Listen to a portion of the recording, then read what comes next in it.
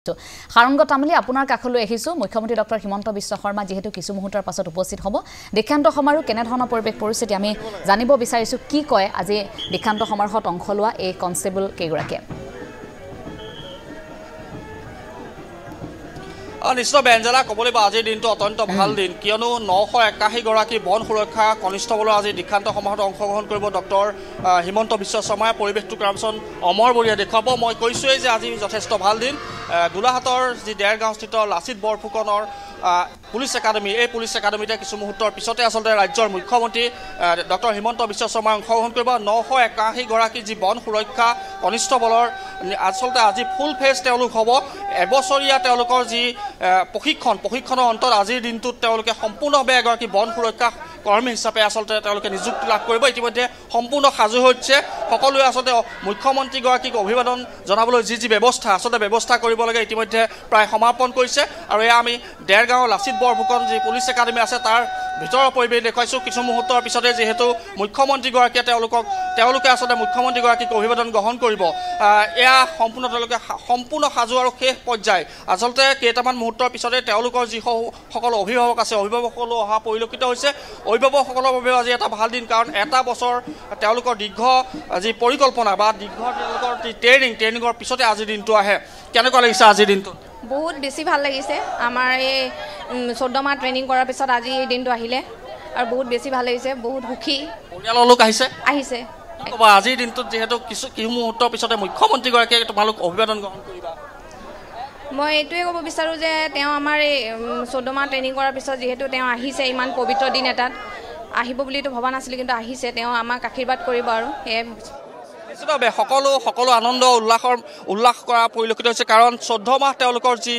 প্ৰশিক্ষণৰ অন্তত আজিৰ দিনটোত মুখ্যমন্ত্ৰীগৰাকীয়ে তেওঁলোকক আজিৰ পৰা সম্পূৰ্ণ তেওঁলোক এগৰাকী কনিষ্ঠবল হিচাপে নিযুক্তি লাভ কৰিব ইয়াত যথেষ্ট লোক আছে আমি তেওঁলোকৰ পৰা জানিবলৈ চেষ্টা কৰিম আপোনাৰ ওচৰলৈ আহিছোঁ যিহেতু আজিৰ দিনটো সঁচাকৈ সকলোৰে বাবে ভাল লগা দিন কিছু মুহূৰ্তৰ পিছতে মুখ্যমন্ত্ৰীগৰাকীয়ে এই 981 গৰাকীক যি ফুল ফেজ বন কনিষ্ঠবল হ'ব তেওঁলোকৰ অভিবাদন গ্ৰহণ কৰিব হয় খুব ভাল লাগিছে আমি তেওঁলোকক প্ৰশিক্ষণ দিছোঁ মাননীয় মুখ্যমন্ত্ৰী ডাঙৰীয়া যি প্ৰচেষ্টা লৈছে তেওঁ প্ৰচেষ্টা নল'লেতো ইমান সম্ভৱেই নহ'লহেঁতেন তেওঁ যি মানে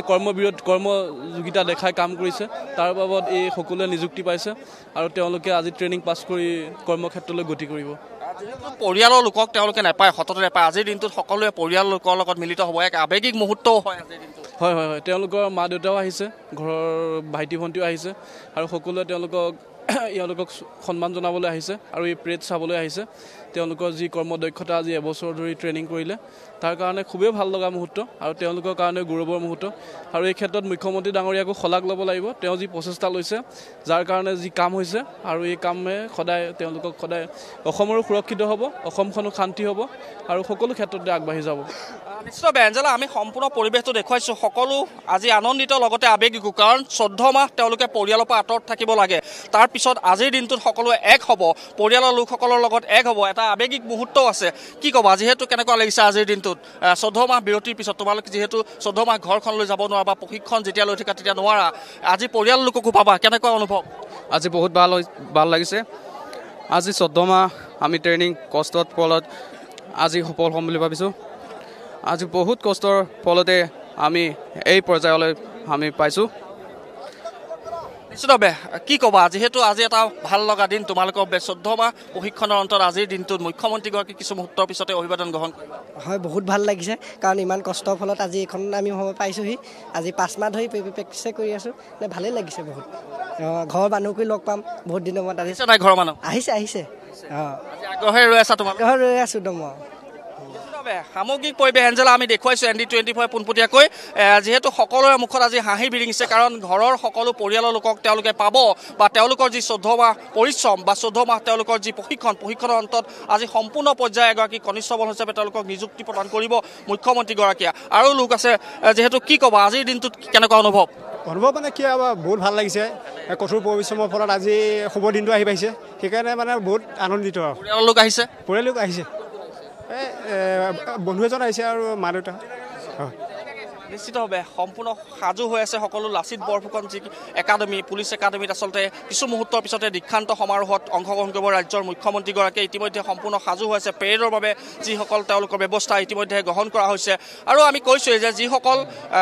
ইয়াৰ যি বনকৰ্মী হিচাপে নিযুক্তি লাভ কৰিব তেওঁলোকৰ সকলোৰে পৰিয়াল লোক আহি পেলাই ইয়াত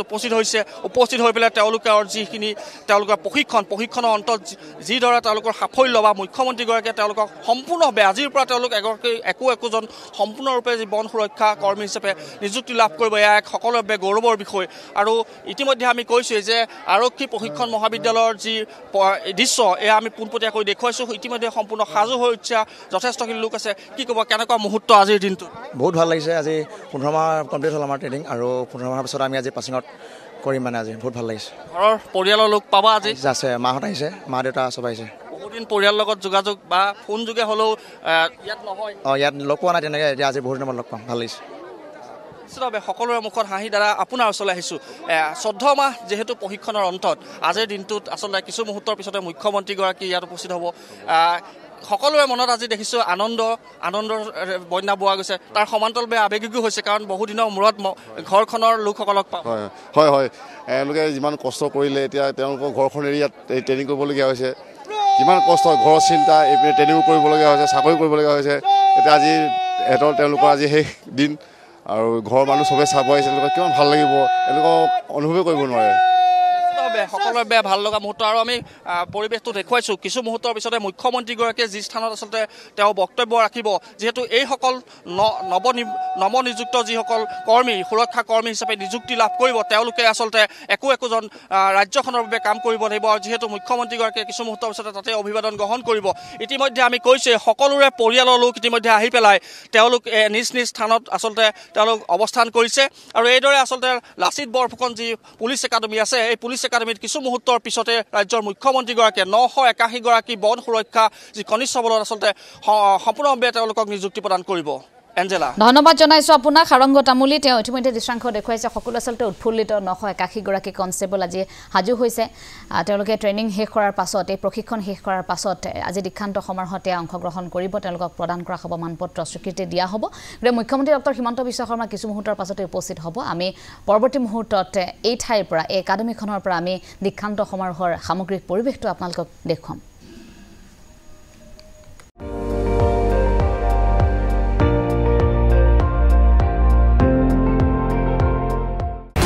আপুনি চাই আছে ND24 সৰ্বশ্ৰেষ্ঠ নহয় সৰ্বোত্তমৰ দৌৰ